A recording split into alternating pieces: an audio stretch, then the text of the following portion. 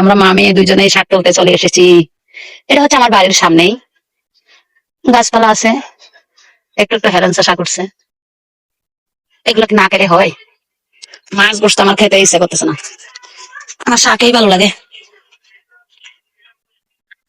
আমি এখানে আসো, এখানে একটু আছে, এখানে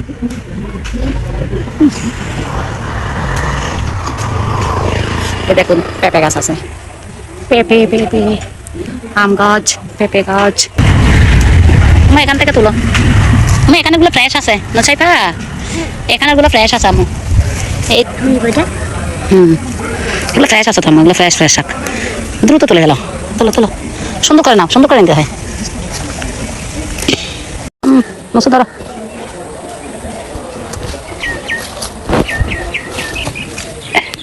অনেকদিন পরে গ্রামে এসে নিজে শাক তুলতেছি, অনুভূতি সেরকম।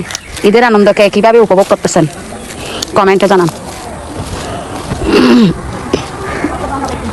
আলহামদুলিল্লাহ আমাদের ঈদ ভালোই যাচ্ছে, তবে 2 দিন আমি অসুস্থ ছিলাম, এখন একটু ভালো লাগতেছে।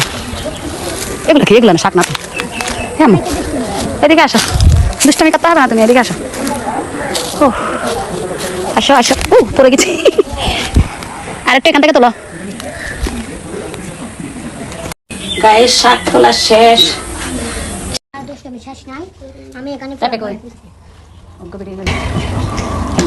একটা পেঁপে নিয়ে আসছি। লেবু কই? লেবু আনছি।